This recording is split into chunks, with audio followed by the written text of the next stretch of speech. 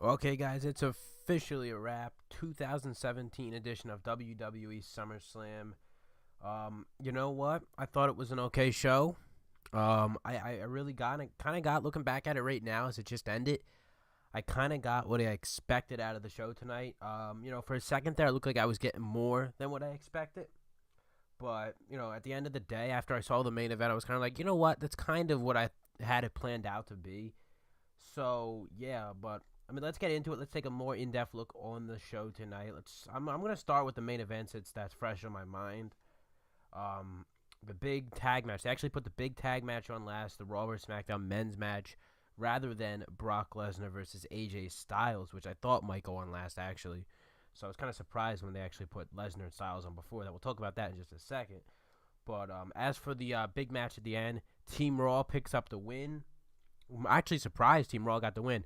No Jason Jordan heel turn, so we don't even see him get involved, which really surprised me. I thought he'd come out and maybe turn his back on Team Raw, especially when it was like Shane versus like what was it, Kurt Angle, Strowman, and I forget who the other person was, but it was like 3 against 1. I thought like this is where Jordan's gonna come out and screw over a couple guys on Raw. It was Triple H was the other guy. I thought that's what would happen there, but we didn't see Jason Jordan. We did see Kevin Owens and Sami Zayn get involved, kind of screwing over Team SmackDown. But for a second there, it looked like they were going to do something with Triple H joining Shane McMahon and kind of like a whole family reunion or something there. But then Triple H just hit McMahon with a pedigree, and then after the match, Strowman just destroys Triple H. And let me just say it now, Braun Strowman is by far the best thing going right now in WWE. I mean, they're like he's just the biggest thing in the company right now. He is like everything they do with him is a success. Like I complain about booking of how certain stars are booked these days. Almost everyone's booked like shit anymore. But Braun Strowman somehow week in, week out gets booked amazingly. Like every week they just book him good. Everything they do with him, and tonight's just another prime example of that. They booked him great on this show tonight, having him destroy Triple H like that, and they like him. I'm telling you, Vince definitely likes Strowman. He's got potential. It's unbelievable. I don't think he's that old. I brought this up the other day. We are talking about the average ages of like the stars in Team SmackDown and Team Raw or whatever. I think Strowman's like in his maybe like mid-20s, something like that. I don't know, upper 20s. I don't know. Yeah, I'll have to look it up. I keep forgetting to do it. But I mean, Strowman's. I think he'll definitely be around for a while in this company. At least like another 10 years. I think we'll see Strowman. I mean, he's got like Big Show potential, like the original Big Show. He's a big man, and everybody likes him too. He's sort of a guy in between right now. There's a bunch of guys in between. I talked about in my prediction video. Like like the amount of guys in between who aren't like clear faces and heels right now is like outrageous. But Strowman's one of those guys. He's in between. He's not really a heel. 1 week he'll play heel, the next week he's face. So like tonight, I mean, was he playing face? I mean, Triple H is another guy too. It's like, is he face? Is he heel? 1 second he's heel. So it's hard to tell with these guys anymore. But, I mean, the crowd popped for Strowman there when he turned on Triple H there at the end of the show. They went nuts for him. I mean, Strowman, he's easily the best thing going. But back to the match. The match was cool. I mean, we got to see a lot of, like, dream matches or whatever. Or, like, revisiting, like, past matches. Like, it was, like, flashbacks to, like, TNA or New Japan when you had, like, Bobby Roode and Samoa Joe in there. You're like, oh, man, that's, like, TNA 7 years ago. Or, Finn Balor, Shinsuke Nakamura, New Japan from, a few years back. So it was cool seeing all that stuff. And then, you had the original obvious stuff from, like, WWE, like Cena and Triple H and Shane McMahon. And they had some new stuff, like, Randy Orton and Samoa Joe.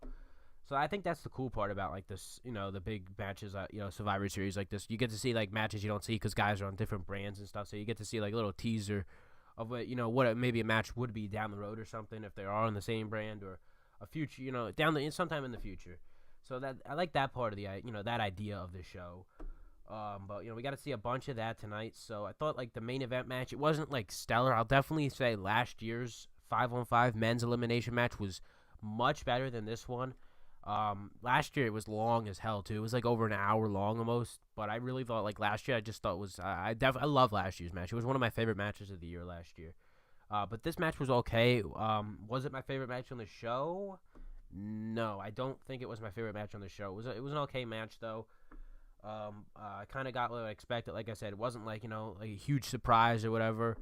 The only thing I was kind of surprised at is they didn't turn Jason Jordan heel. I really thought that it was like I had a strong feeling that he would turn heel in this match.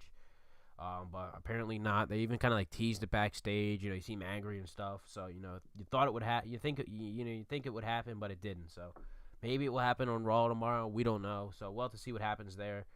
But let's get into the rest of the show because there were other good things on the show tonight. I mean, like, it just didn't, like, another note, it didn't feel like a Big Four pay-per-view. I said it going into the show. It really didn't feel like a Big Four pay-per-view. I don't know why, but I guess it was just a lack of, like, big matches on the card almost. I mean, WWE tried to hype it up like it was a bunch of big matches, which they sort of were. I mean, Styles, Lesnar, big match. You got the big tag matches, but a bunch of just champion versus champion matches. Like, this pay-per-view is not on the level of, like, a Royal Rumble, WrestleMania, SummerSlam, which it should be. I mean, this is the fourth pay-per-view of the year, the fourth big multi-brand pay-per-view. It's supposed to be on the level of those shows, but it did not feel like it. I almost kind of forgot there was even a pay-per-view this weekend back on, like, Friday and stuff, to be honest. But, and then at the end of the day, the show happened, and it was exactly kind of what I thought it would be, an okay show. It had its highs, it had its lows. Like the main event match, that was an okay part of the show. I did really like what I saw out of Brock Lesnar versus AJ Styles. Let's talk about that now because Lesnar won the match, which I'm not pissed at all about. Actually, I'm gonna get hats off to Brock Lesnar because this man went 15 minutes, a little over 15 minutes, I think it was, close to 16, rounded off to that if you want. I didn't think we'd even get over a 10-minute match, maybe 10 minutes at most. I was thinking here, but Lesnar showed up. He wasn't being lazy about it. He was actually selling the moves. If you go back and watch it, if you didn't already, he was actually in there selling moves when, like you don't see that out of Lesnar. I feel like you never see Lesnar selling moves, but he did that tonight against AJ Styles. So I love that part of it. And the fact that it was over 15 minutes long shows something, you don't usually see out of Brock Lesnar. So definitely props to Lesnar on that. Styles was great in this too. Like they actually let Styles get in a bit of offense. It wasn't like completely one-sided where Styles had maybe like one phenomenal forearm or something and that was it. A couple shots here, a couple shots there. It actually like kind of was a back and forth match if you really go back and kind of watch it. I really had my doubts going into this too. To be honest, I had a weird feeling like AJ Styles was gonna get hurt or something. I don't know why. I really thought Lesnar was gonna be like reckless as all hell, and Styles was gonna end up getting hurt or whatever, but. Man, I can't believe Lesnar actually like showed up big time. This is like the best I've seen out of Brock Lesnar really since he's come to WWE. I mean, the fact that it was a nice long match, it exceeded my expectations big time. And then him selling, like I really can't name a specific time I remember seeing him actually sell a move in WWE, at least in his recent run. Maybe back in his like run, over 10 years ago or whatever. But in his recent run, I don't really remember. Like usually he's kind of lazy with everything there, but. He was far from that tonight, so I love this match. This was definitely better than the main event. I don't know. I'm still kind of like going over it, really kind of figure out what was my favorite match of the show. So I don't know. I'm gonna go through the card and I'll figure it out by the end here. Charlotte, Alexa Bliss. This match was actually really good too. I mean, I didn't really know what to expect going into this because these two really haven't. Like I said in my prediction video, they haven't been on like the same brand. They've kind of like, when Charlotte went to SmackDown, Alexa Bliss went to Raw. So they haven't been on the same brand since NXT in like 2014. So they only had a few matches there. So like this was like unpredictable as all hell. We didn't know what we were getting here. But they actually had a pretty good chemistry in the ring. I liked what I saw. Good back and forth match. Charlotte picks up the win.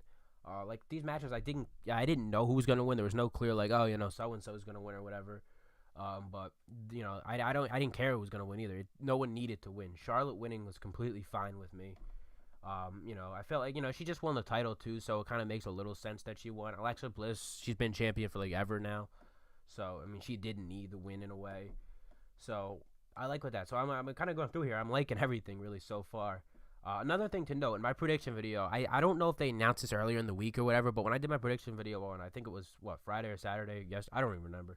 But when I did my prediction video, I said what they should do to the show to kind of add something to it. Is kind of like keep tallies of like, which brand wins or whatever. And they actually ended up doing that. I didn't even know that. They might have announced it beforehand, but I did not know that. And then I caught on to it about halfway through, and I was like, wow, they're actually keeping tallies. I said that, I brought that up in my prediction video that they should do that. So they ended up doing that throughout the show where they kind of like kept tallies of like, hey, Raw's got this many wins and SmackDown's got that many wins. So yeah, I was surprised by that. I mean, they might have announced it beforehand, and like on SmackDown or whatever, but I don't remember that. They might have even did it last year for all I know. I really don't remember. But I definitely that was cool seeing that. I mean, I kind of call that. The Usos defeat Sheamus and Cesaro. Their match was okay. I mean, it wasn't anything crazy, nothing really exciting. Um, I don't know much to say about that. It wasn't one of my favorite matches of the night. Out of the three I've discussed so far, I would say it's my least favorite of those three. I really don't know what to talk about for that. What else happened? They had the big women's match. That was okay. I kind of liked that. I kind of liked it. It wasn't my favorite, but it definitely kind of was what I expected. I mean, Raw won a lot. Like, if you really look at this card, Raw won a lot. I mean, even though it was like they Raw won by like 1 point or whatever, they won the 5-on-5 women's match. They won the big, Lesnar versus Styles match, and then they won the big men's match. The only thing SmackDown won was all like the littler matches, like the tag match and the Corbin defeating the Miz, which I completely skipped over. Seems really Corbin versus Miz was same thing as like the Usos versus Sheamus and Cesaro. It was just a basic match. Nothing really exciting or crazy happened. I don't know, I liked the match. It was okay. I mean, kind of lost a little interest in it though. It wasn't like I gotta watch this. Kind of like looked away from the TV for a little bit there during that match. But I mean, Corbin getting the win. I like that. I do like the fact that they actually gave Baron Corbin the win. I think he needs to win more than the Miz right now. Even though he's got the U.S. title, I still think they're in the process of kind of rebuilding him in a way. When they, because they really killed him back like SummerSlam and taking the briefcase off him. That was awful. So even though he's got the U.S. title, he won that. I still think they're in the process of kind of rebuilding him, building him back up to be a big star, a big heel on SmackDown, and I like that because, I want to root for Baron Corbin. I was rooting for him, but then they just destroyed him, and it was like hard to root for him. I just was like, go away after that because now they're doing better with him now. So hopefully they continue that on SmackDown. So yeah, like that was okay. Back to the women's match. That match was okay too. I mean, it started off slow. I mean, the Shield New Day match was amazing. Actually, that might be my favorite match of the show. That really was better than what I thought. I didn't expect it to open the show either. But they started the show hot with that match too. That was like a decent half an hour too, almost. I mean, those guys killed it out there. The Shield won the match. I knew that. I figured the Shield would win. That was like the only real predictable match on the card. I knew the Shield would win, but like those guys killed it. They were like going crazy spots left and right. I loved what I saw out of that match. So that might be my favorite match. I don't know. I mean, there wasn't like a clear standout almost though. It's really hard to kind of like look at the card and say, that was the match of the night. Maybe it was Lesnar Styles. Maybe it was the opening match between the New Day and the Shield. Some might even say it was maybe like one of the big elimination tag matches. It's really up in the air with this show. I mean, there's no clear like match of the night in my opinion. I don't even know how I'm supposed to pick it. I mean, I might just give it to Brock Lesnar, AJ Styles because I was so surprised of what I saw out of Brock Lesnar. I mean, it wasn't what I did not expect to see Brock Lesnar go all in like he did tonight. I really had doubts for that match and completely everything was, turned out to be the complete opposite for that one. So yeah, but the opening match was great. The women's match was okay. I mean, I don't know. I mean, like the pre-show, I didn't even catch the pre-show really. I caught like I missed Enzo Amore versus Kalisto. I'm pretty sure Enzo retained. I saw like a picture or something on Twitter, so I think he retained. So not surprised there. I had that predicted, but hopefully they move on to something new in the cruiserweight division because the Enzo Amore Kalisto feud was just brutal. I did not give two shits about that feud. Ever since Neville left, the cruiserweights have been boring me to death. I mean, not that they already were for a while there. I mean, the storylines over in the cruiserweight division are just god awful. So I don't know what they're gonna do next. They'll probably just throw Enzo with like Mustafa Ali, and then they'll try to run a program with him for like 2 months and change it up again. And they recycle the same thing over and over again in the cruiserweight division. I mean, if they put that a little bit more time and effort into it, they should have the people who do creative there should be like specific people who focus only on the cruiserweights. I feel like they just kind of all focus on Raw as a whole, and then they just throw the cruiserweights aside as like a minor thing. They need a specific part, like a couple of people in creative need to just focus only on the cruiserweight division, put all their time into it, make 205 Live better, make the cruiserweight segments on Monday Night Raw better, the storylines better. I feel like that would be a huge up for the cruiserweight division. I don't think they're doing that though. I think they're just kind of like, whatever, the cruiserweights, just throw them out there. Who cares? Kevin Owens and Sami Zayn, I did catch this match. They defeated Breeze Dango on the pre-show, and then obviously we saw Kevin Owens and Sami Zayn get involved in the main event match later that night. So yeah, that match, nothing real special there either. I think there was like another match between like Matt Hardy and somebody. I forget. There was like a bunch of matches. The pre-show started at like 5 o'clock. I didn't tune in till like 6:20, 6:30 ish. So I really honestly missed that. But I think it was like Matt Hardy was Elias. Maybe he took on. And Matt Hardy, I just on Twitter again. He's teasing the broken gimmick once again, guys. He said something about, I think he said like things need to be changed or whatever. Once again, there's another tease at the broken gimmick, but shall we actually believe him this time that he's gonna like show up all of a sudden on Raw and be like broken tomorrow or something? Nope, because how many times have they teased it before? I mean, I can't even count the amount of times the broken gimmick has been teased either by Matt himself on Twitter or on TV or by the announcers or whatever. I mean, it's just unbelievable. Like they just keep teasing it. It's like you just sit there and say, well, is it ever gonna happen? I personally don't think it is ever going to happen. I really don't know if we're ever going to see the broken gimmick in WWE, unfortunately, because it was such a great gimmick in TNA, and it would be huge for Matt Hardy right now. I mean, he doesn't have Jeff with him right now, so they're not able to do the tag team thing. Matt's been kind of just lost ever since Jeff, got hurt. So I don't know what they're really going to do there. But maybe they'll do it. I don't know. I mean, Survivor Series is over with. The good news is, going into Monday Night Raw tomorrow, all new feuds. At least, most of them, at least. We're going to see. I mean, Raw doesn't have a pay-per-view until the Royal Rumble. SmackDown's got Clash of Champions coming up in a few weeks on December 17th. So I think they're going to announce Jinder Mahal getting his rematch against AJ Styles for that. But for Raw, they don't have anything until the Royal Rumble. As far as I know, I don't know if they're going to do like a pay-per-view in the beginning of January or something. But there's nothing for them, I don't think, until then. So, I mean, it's going to be kind of interesting to see. That could be a good thing, though. That could be a good thing. I mean, you never know what they'll do on Raw. They could do a big match, title change or something. I mean, they've done that in past years and stuff. December's a very weird month for WWE. It's already looking weird. I mean, remember they announced that Raw is going to be live on Christmas this year, which is a completely one of the worst decisions I've ever made. I made a whole video on it when it happened because I was just so outraged by it. I could just tell the superstars themselves were outraged almost as much as the fans are outraged. The superstars, they travel all this time of year. They can't even get off for Christmas, spend time with their families. No, they have to go to an event, a WWE event that probably isn't even going to be anything important. You know what I mean? It's not like they're going to do anything crazy on that episode of Raw or whatever where it's going to be must watch.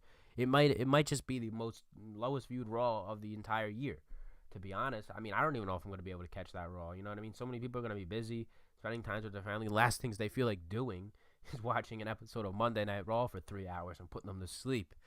So, I mean, that I'm not even going to go off on that. I mean, I could go off for just, hours on end. I mean, about how awful that decision was. I'm not as mad about the idea. They are doing live on New Year's Day, I think it is too.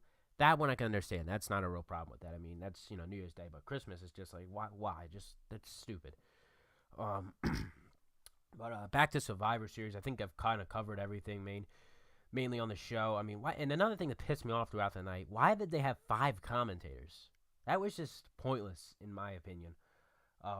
They instead of in past pay-per-views since the brand split, what they would do is have like a rotational thing with the commentators where it'd be like, and then they go to the SmackDown team for a SmackDown match and a Raw team. I mean, I guess you could say with this pay-per-view it was different because it was kind of like Raw versus SmackDown. It wasn't a clear Raw or SmackDown match.